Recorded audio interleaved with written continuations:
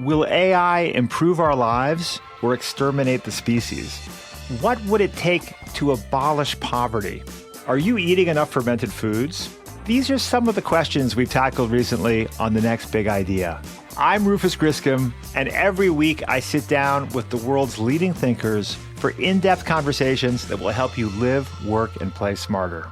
Follow The Next Big Idea wherever you get your podcasts. From LinkedIn News, I'm Jessie Hempel, host of the Hello Monday podcast. Start your week with the Hello Monday podcast. We'll navigate career pivots. We'll learn where happiness fits in. Listen to Hello Monday with me, Jessie Hempel, on the LinkedIn Podcast Network or wherever you get your podcasts. Hello, my friends, and welcome to another exciting episode of Negotiate Anything. Negotiate Anything is produced by the American Negotiation Institute, and with over 3 million downloads and listeners in over 180 countries, listeners just like you have made it the #1 negotiation podcast in the world. I'm Kwame Christian, and I'm the director of the American Negotiation Institute. We're growing, and I want to introduce you to our new team members and new trainers. This will give you new and diverse perspectives on negotiation and conflict resolution. And that's why Shane Martin, our head of sales and partnerships, is going to serve as co-host of the show from time to time. We're excited to continue to provide you with the best content that will help to make your difficult conversations easier, both at work and at home. Lastly, our team conducts negotiation and conflict resolution trainings in the United States and abroad. Our trainings will give you the practical skills you need to resolve conflict, negotiate, lead, and persuade with confidence. Click the link in the description below to learn more about how we can make your difficult conversations easier. Craig, thanks for joining us today. Thank you, Kwame. Very nice being here. Yes, we are excited to have you, my friend. So how about you get us started by telling us a little bit about yourself and what you do? Sure. So I am a Chief Procurement Officer for Corteva Agriscience, which is the largest pure-play agriscience company in the world. At Corteva, I have responsibility for all of the procurement function, including facility services and corporate real estate, which encompasses sourcing and supply of goods and services from over 140 countries in support of our businesses. And my entire career I've spent in the procurement and supply chain space with experiences with DuPont, Eaton Corporation, Delta Airlines, Honda of America Manufacturing, and John Deere. So I've spent my entire career in this space and have really enjoyed every minute of it. That's fantastic. And Craig, I didn't realize too that you were at Honda of America. I was there too, for a while in their legal department as a lowly summer associate, but I was there. So you had the white top and white pants as well. I called them the pajamas, and yes, I did, and they were fantastic. It was the best uniform. I've been telling my team we're going to bring the Honda white uniform to the American Negotiation Institute, but they're not interested. It makes going to work every day really easy. Exactly. Well, fantastic. I'm excited for this. Today, we're going to talk about procurement negotiation strategy and really getting down into it. And we had a great conversation about this last week or a couple of weeks ago. So one of the things that was interesting about the conversation was just realizing that strategy in many cases has almost become a lost art. And when we're thinking about negotiation strategy as it relates to procurement, what would you say is the what are the most important things for us to know? Like, where should we start? For me, I think it's always important to start with what's the business requirement. And typically, we get caught up sometimes thinking that the negotiation is all about driving an outcome. For some people, that's about price, cost. But in many cases, it's about what's the business requirement. And so ensuring that as you're negotiating on anything, that it's clearly aligned to what you're trying to get as a specified outcome. Some cases it could be I need a high quality product. Sometimes it could mean I need higher delivery times. Sometimes it could mean I do need lower cost, lower pricing, better service. But it means making sure that you clearly align that strategy with what the business requirements are. So intuitively, that makes a lot of sense. We have to figure out what it is that the business needs in this situation, and then we're going to mold our strategy around that. But based on your experience and what you've seen in the industry, what is it about that particular foundational element of negotiation strategy that people often miss? Yeah, it's interesting. I think what is extremely important is once you align the premise of understanding what the business strategy is, what your expected outcome is, now you're clear on deciding what your decision points are in terms of what's important in the strategy. And that allows you to be able to understand, you know, what's in it for you, and then also what's in it for the other party as you're going through preparing for a negotiation, which I would say is probably the second most important thing relative to going into a negotiation is really negotiation preparation. Okay, let's talk more about that. So, when you say preparation, what does that look like for you in a typical negotiation? Yeah, for me, it means you have to be essentially as smart as the person on the other side of the table in terms of understanding what it is you're going after. So it means you've done your research in terms of being very clear on what's the business drivers for you that's important, but also what's important to the person on the other side of the table as well. Because at the end of the day, you want to have a scenario that has healthy tension in it, but it needs to be win-win. You don't want it to be unhealthy because unhealthy isn't long-term and sustainable. You want it to be long-term and sustainable at the end of the day. That makes sense. And I like the term a healthy tension versus unhealthy tension. And it's hard for people to really understand that distinction. So when you talk about just the concept of tension, what does that mean? And then how do you distinguish between healthy versus unhealthy?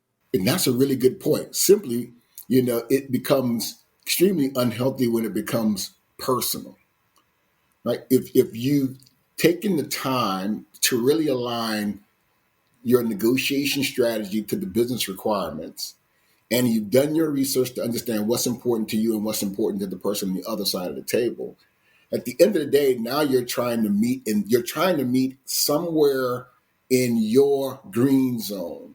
And sometime to get in that green zone, you're going to need to be able to stand on some things that are founded in your negotiation strategy. And that's what will drive that tension. But when it becomes outside of the strategy, it becomes more so personal, which negotiation can become very personal very quickly, then it becomes more unhealthy than healthy. Because when it's healthy, you're standing behind data, facts, information, strategy, a specific business outcome that's very clear. When it becomes unhealthy, then it becomes this is what I want and the reason why I want it. And, doesn't matter what you want at the end of the day. Absolutely. That makes so much sense. And I think sometimes it's hard for people to distinguish between the two in themselves because they're so close to it. They don't have the proper perspective. And that, to me, demonstrates one of the many benefits of negotiating on a team, right? Because sometimes somebody can get really wrapped up in it. They get very emotional, those type of things. And then they think they're making a right decision and they think it's logical, but really it's their emotions driving the train. Absolutely. And that's why I say negotiation preparation is so key.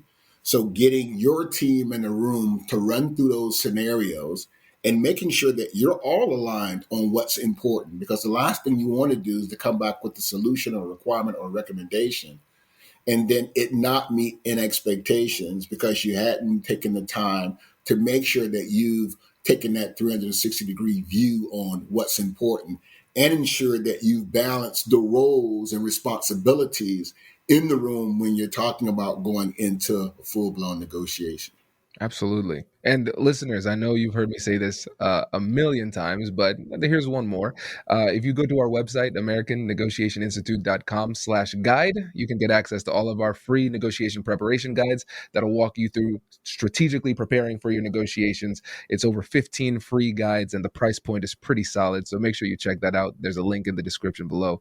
And Craig, when you think about the way that you prepare, when you're thinking strategically with your team going through and thinking through what it is that you're going to do, and sometimes more importantly, what it is you're not going to do at the negotiation table, what would you say are the core elements of effective preparation? Yeah. Like I said, the very first thing is you really have to get smart. And I always start with this getting smart. And getting smart means you really have to do your research and you have to look at all sides of the equation. Second piece of this is really if you're negotiating on a product, good, or service, really making sure that you've gone through and you've pulled together a really robust, what I would call category strategy that really outlines your short, mid, and long-term expectations. And this is what you're looking for. And what are those external influences and impacts? And what are the internal influences and impacts on what you're looking for? And then third and final, now taking a look at the potential solution providers or your supplier strategies against that to then help you formulate, now here's my go-to-market strategy. Based on all this information and data, these are the things that I'm now going to drive that are going to help me win and achieve the overall outcome and output that's going to allow me to achieve my immediate, mid, and short-term business goals. That makes sense. And this reminds me of a one of the classic quotes from the military. I forget who said it first, but they say, "No plan, no strategy survives first contact with the other side," right? And so when we think about strategy, yes, we want to take the time to create our strategy, but then we also have to recognize that strategy will change through the process of negotiation. And so when you're in that situation, how do you know when it's time to tweak your strategy in the flow, like as the conversation is going along? That's why it's very important to listen, because in a negotiation, you will pick up so much information that will be informative to your baseline assumptions that you built into your overall strategy. And in listening and picking up that information, it will inform you of a couple of different things. It'll either confirm your assumptions and expectations of the direction in which you're heading, or it may tell you haven't considered everything. And before you go too far and potentially become outside of the lane of reality and it reduces your credibility on what you're driving, you need to take a pause. And it's okay to take a pause and come back. And it can be a short-term pause. Excuse me, give me a second. I need to take some time to go in and get some more information, or I need to take some time to go and get something, or this has been a great discussion. This is what I would recommend. Let's table it right now, and let's come back in a week based on what you've talked about. Here's some other things I want us to consider, and I want you to have some more time to think about that. You have to find great ways and opportunities to put the perfect bow in a position that allows you to maintain the position in which you're holding in the conversation, but also allows you to be able to pick up and drive forward faster. Sometimes in listening, it'll tell you now's the time to close, because if you continue too far, you can put yourself at a disadvantage because the other side can now start to take it personal, which means what you thought you could get, you won't get now because they won't be as receptive. And so listening is a very important process in the negotiation, because you learn and pick up so much that allows you to be able to tweak and adjust your strategy as you go forward. Does your company invest in professional development training? If you believe that your team would benefit from a negotiation workshop, all you need to do is go to our website, fill out the workshop request form, and then we'll set up a time to chat. These workshops are completely customizable, and we've done them all around the country. Negotiation and conflict resolution skills are beneficial across all professions, but they're especially useful in procurement, purchasing, sales, sourcing, and contract management. Our calendar is filling up quickly, and we even have some workshops scheduled for next year. If you think you might want one, I'd suggest reaching out soon so you don't miss out. Check out the link in the description to learn more. And now, back to the show. Brace the rudders! Raise the sails! Raise the sails! Captain, an unidentified ship is approaching. Over. Roger. Wait, is that an enterprise sales solution? Reach sales professionals, not professional sailors. With LinkedIn ads, you can target the right people by industry, job title, and more. We'll even give you a $100 credit on your next campaign. Get started today at linkedin.com/marketer. Terms and conditions apply. Now let's talk about the pause for a little bit, because that's such a critical part of the process, but I think a lot of people miss it. And the reason why they don't feel comfortable injecting that pause, saying, "Hold on, let me think about this, let me call this person, or let's table this and let's talk about it later." One of the things that I hear a lot is that they're afraid of losing face in front of the other side. They feel as though it makes them look weak. They feel as though it makes them look unprepared. And so, for you, when you want to inject that little bit of time so you can make a better decision and think things through, how do you do it in a way that still makes sure that the other side doesn't look down upon you for doing so? Yeah. For me, you have to curve it towards where you are in the conversation. And you have to find those points that allow for it to be natural. The situations have changed. You know my position. I've heard your position. I'll tell you what, let's take a little bit more time. You go back internally and have discussions. I'm gonna do the same, and then let's come back to the table in X days and finalize our discussions. It's a perfect way to not give up anything.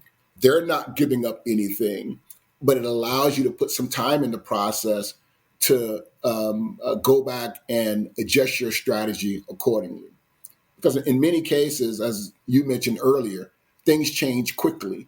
And as you want to get as smart as possible, no one's as smart as the news that happens in the moment, right? And so you have to be able to pivot on that as well. So negotiation is art and science. And that's the art side of it. Science side is the data and the information. The art side is understanding when you should hold them, know when to fold them, know when to walk away, know when to run. That's right. I love it. I love it. Now, with your time working with different procurement teams, let's focus in on those internal negotiations, because there's so much focus on external negotiations with suppliers, with vendors, those type of things. Oftentimes, the hardest negotiations people have are within their own company. So they have the negotiations within their team of on the procurement team, and then they also have negotiations with their internal business clients. So tell us about how the negotiation strategy applies for those internally directed conversations. Yeah, and it's interesting because in many cases, internally, sometimes it depends on, are you both aligned on what's important for the company, function, or the division? And so that alignment is really what you're trying to drive. And when you get aligned on here is what the strategy is and what we're driving for, now it becomes how do you satisfy that? And that's the tricky part of you having the discussion and dialogue, because there are a lot of ways to get to the end result. What you're trying to do is get aligned on the direction and the pathway that we're going to go on together to make that happen. And what I found that really allows that to work the best is you have to have those discussions before you're talking about a negotiation or a sourcing event. These strategic discussions should be happening as a part of the strategic planning process. So here are the things that we're driving for as an entity, it's a company or a division or a function. And here's the reason and rationale why. And here are the ways we can get there. And so let's have discussions around the decision criteria, what's important for you, what are the things you want to achieve, and then let's align on the set of data that we're going to utilize, and let's walk this path together. Walking the path together allows both to have skin in the game in the process and have input on how you're walking the path together to get to the end result.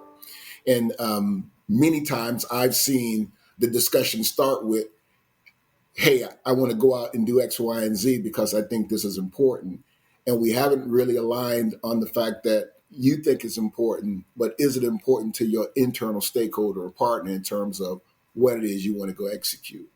And so that alignment is really key.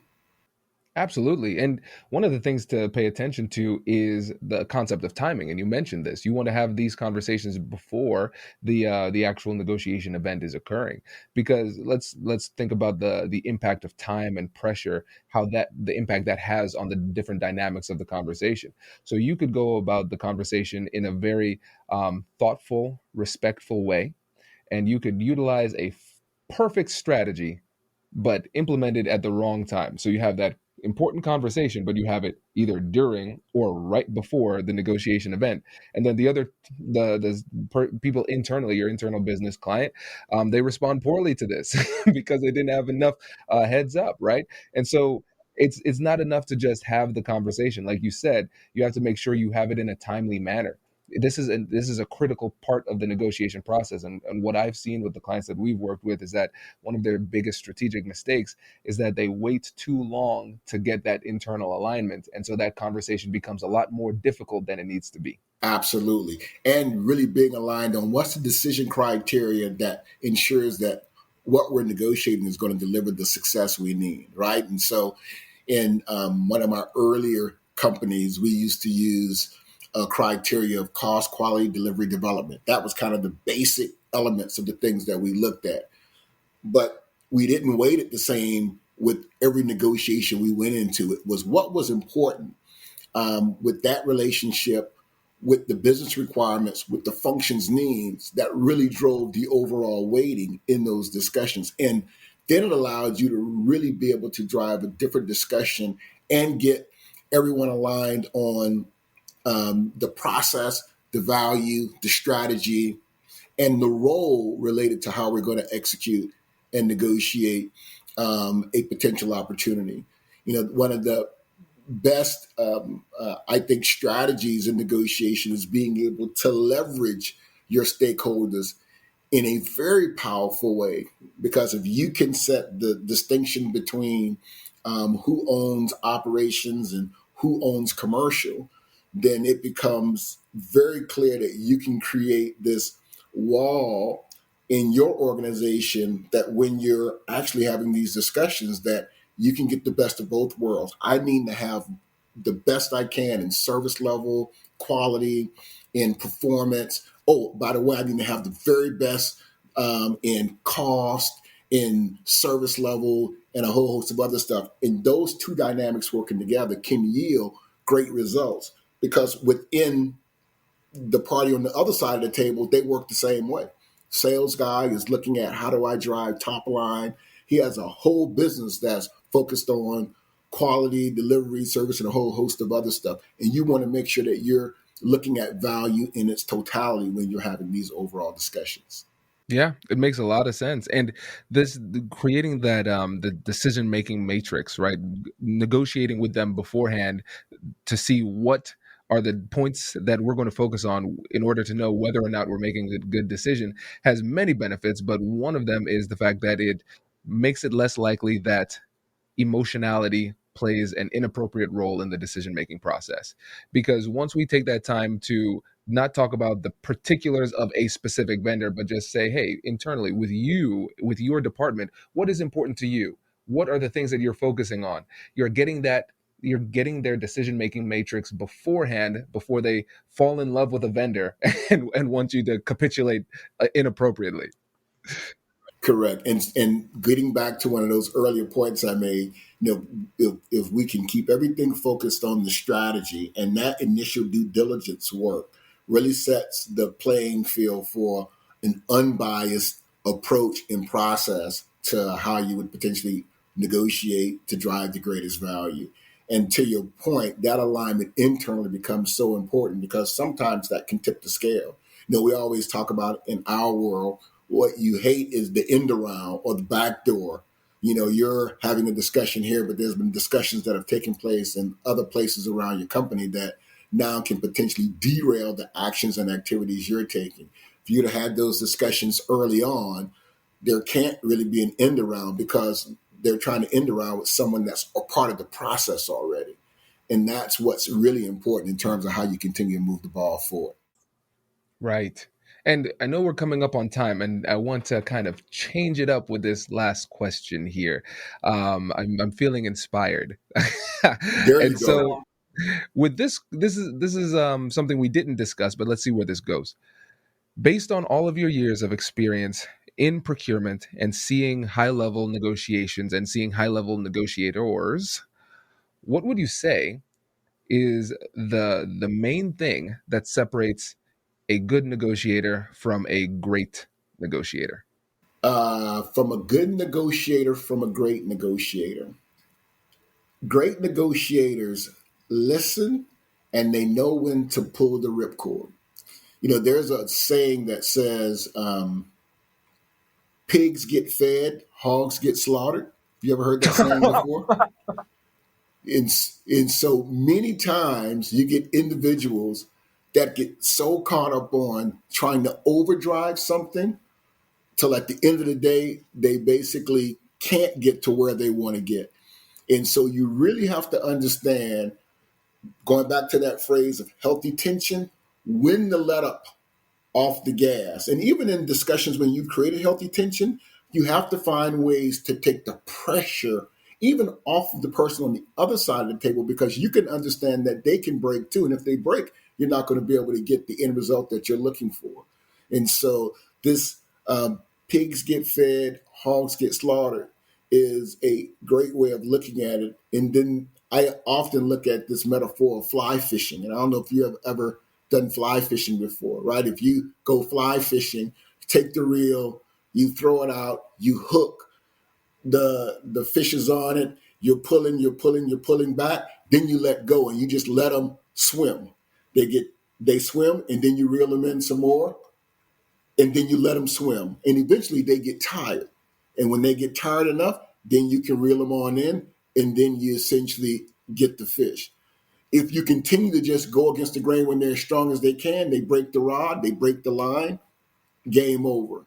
So it's really that balanced approach. And it goes back to this having a perfect balance of art and science in negotiation. And sometimes we can be too science focused where we say, the data tells me this, but the data can't tell you a personal individual company's circumstance or their own internal goals or challenges or circumstances that they're dealing with at the time. And so you have to be artsy enough, nuanced enough, have enough of that emotional quotient to realize and see those things so that you can make sure that you're taking that into account as you're driving your negotiations and your strategies forward. That is a phenomenal way to end this interview, Craig. I really appreciate it. Thanks for taking time and sharing your wisdom with us.